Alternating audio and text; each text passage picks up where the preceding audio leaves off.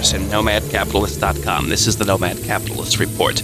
We have been speaking for some time, writing as well on our website, about the United States and the many laws and the many attempts the United States has made over the years at shutting down various sovereign government programs, as well as extending its reach across the world. Now, my next guest is going to explain what, in his opinion, is one of the most unknown yet most draconian laws ever to be added to a bill, let alone that a job creation bill. That's, after all, how the Congress in the United States does things. The law is FATCA, the Foreign Account Tax Compliance Act. James Jatras is the editor of RepealFATCA.com, and he is speaking about exactly the effects of this new law. James, welcome, and thank you for joining me. Let's get into exactly how this is set up. It requires Americans not any longer just to disclose on FBARs and 1040 forms all of their tax forms, foreign accounts, but now takes the extra step of mandating that foreign governments, foreign financial institutions within those sovereign countries do the dirty work for the IRS. Explain this to our listeners, and also explain, I'd like to kind of touch on, as the interview goes on, people who aren't in the United States, what they might have to fear from this as well. Absolutely, Andrew, and thank you so much for the opportunity to speak with you and with your audience.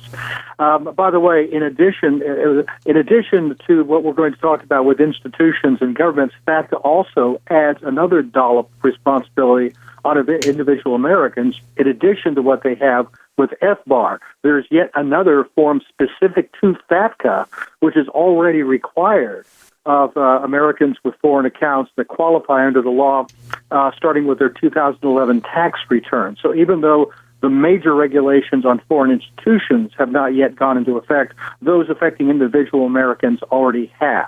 So this is just one more. It is a far more complicated disclosure form than FBAR is. So just one more straw on the camel's back. What FATCA does basically is simple in concept and absurd when you think about it. What it does is it requires every foreign financial institution in the world, every non-U.S. institution, whether it's a bank, a credit union, a pension fund, an insurance company, a stock or investment fund, a mutual fund, anything that can hold a deposit. Even charities are having problems with this law.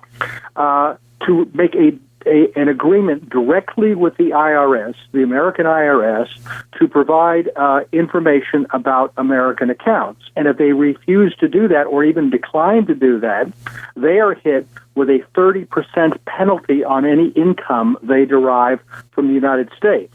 Now, the idea here evidently is that if you force all these institutions to do this, that somewhere, somehow, all of the American tax evaders will fall out of the woodwork somewhere, even though what you're really doing is requiring people and institutions who have done nothing wrong or not hiding any tax revenue to undertake a very invasive and very expensive set of responsibilities. And we're talking about very great expense.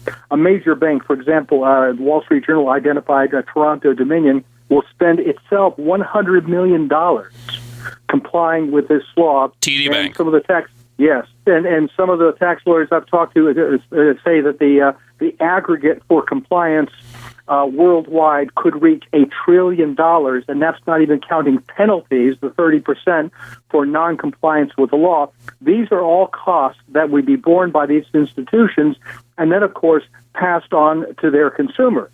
People in the United States have followed this, the recent presidential election. People across the world do that as well. Mitt Romney, who at one point had accounts in Switzerland and various places, was criticized for doing so, saying one would only be betting against the dollar or hiding money. Of course, one might also have a Swiss bank account living in Switzerland, but certainly the attitude in the United States, people travel less frequently, is that one has an account in these overseas accounts. It seems that the culture plays a big role in this, especially here in the United States. Is that not true? Sure, I think that's part of it, and I think that's maybe one reason why when Congress passed this to the extent to which they thought of it at all, which was not very great, they figure, well, it's not a big deal. That most Americans don't have accounts overseas, and if you did, you're probably up to no good anyway, so why not do something like this? But again, the burden is not being put on anybody who's necessarily doing anything wrong. It's all of these, think how people would feel in this country if we're sitting around minding our own business, and then they're told that France or Zimbabwe passed a law requiring you to do something here in the United States, and if you don't do it, some kind of penalty will be applied. We would say, well, that's absurd. What kind of authority do they have to pass a law that governs us here in our own country? Well, that's what we're doing with the rest of the world. You have spoken on your website, repealfatca.com, about some of the implications this would have. Certainly, what is it that you found in your digging? And it's a very thorough reporting that you've done on this law, the FATCA.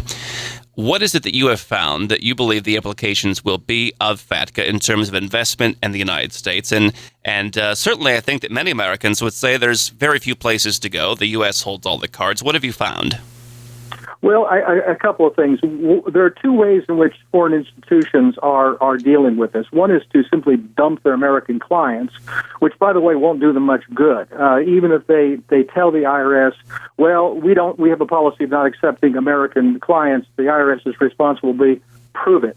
What best practices have you put in place to ensure that none of your accounts are with U.S. persons? So that won't do them much good. The other obvious thing is for them to yank money out of the United States. Instead of investing in the United States, where that money, in a sense, would be hostage to a 30% withholding if the IRS was not happy with their FATCA performance, they'll say, forget that. We're going to put it to India or China or Russia. The BRICS are a pretty good bet these days. Why put it in the United States and run that risk? So I think we'll have that.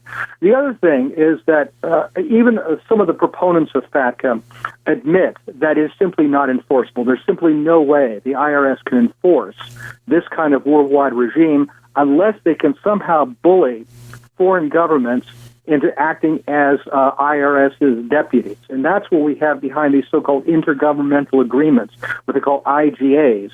The first one, which was signed with the United Kingdom, where the foreign government says essentially, well, look, we're going to try to streamline this process as follows.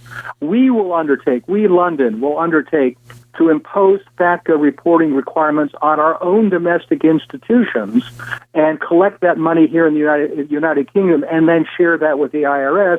And in exchange, you, the U.S. government, will require American banks, credit unions, pension funds, insurance companies, etc., to collect FATCA-like information from domestic American institutions and then share that with London.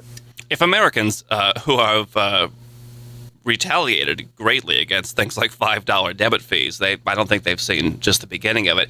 Tell me, though, is the U.S.'s ability, you said bully, we'll use that word, do you feel that that's diminishing as the BRIC nations, as these other nations become stronger? In what you've researched, have you found that there are some countries, China comes to mind, for example, who just say, we're flat out not doing this, and you can't do anything about it? China is the one that has come closest to saying that. They've taken the position not only based on sovereignty, which I think is commendable in principle, but also a legal argument, which is that because most of their institutions have some element of state ownership, they say, these are sovereign entities which do not come under FATCA. Now, this is the argument the American side does not accept. But nonetheless, it's pretty clear the Chinese are not going to go along with this, and I would say India, Russia, and Brazil are extremely iffy. So right away, you've already got a huge compliance problem with the U.S. trying to force the more compliant countries to knuckle under. So I think the whole thing is a big question mark. The real problem is how many foreign institutions have convinced themselves that this thing is inevitable and are clamoring to their governments to sign these completely counterproductive agreements with the U.S. It reminds me of what Otto von Bismarck said about preemptive war, that it's like committing suicide out of fear of death. What is the fear? I'd like to get into this here as we continue. Discuss the United Kingdom. Discuss these other international agreements with foreign governments. And as well, certainly the United Kingdom is one of the top on the list of places where we have people who follow us and people who want to who have the same concerns that Americans do. Is the United Kingdom next to impose this type of law on their own citizens, or other countries next? Kind of highlight sort of the people who are on the United States' side of the fence versus those who are not. What's happening with these IGAs is as follows. Let's suppose you're a British bank or a mutual fund, and you say, oh, my goodness, I'm going to have to spend $50 million to comply with this American law and then make an agreement directly with the IRS to supply them information. For one thing, I can't do it because doing that would be violating British law, so I can't comply with it anyway. And then the Americans are going to take 30% of my revenue coming from the United States. What do I do? Well, they go to their government, and they go to London. They say, listen, go talk to the Americans and fix this. So London talks to the Americans, and they say, okay, let's make an agreement. We will collect this information from our institutions. We will pass laws here in the United Kingdom making it legal to transfer this information that you're demanding from our institutions to the tax collection agency in London, and then that agency will transmit the data to the United States, and you, the United States, will undertake to collect similar information on British residents in American institutions and send that to London. That's essentially what the deal is. Now, it's a completely one-sided deal in many respects.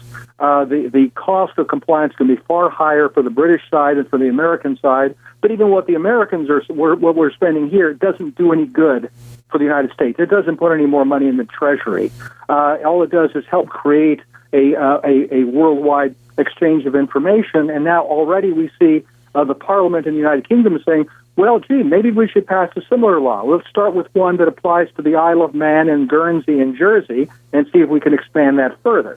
So I think you will start to see some copycat from other countries if FATCA is successful, but as I say, I think that's still an open question. It is fascinating, if not as much frightening. James Stratford, my guest, the website repealfatca.com. We continue. I'm Andrew Henderson. This is the Nomad Capitalist Report.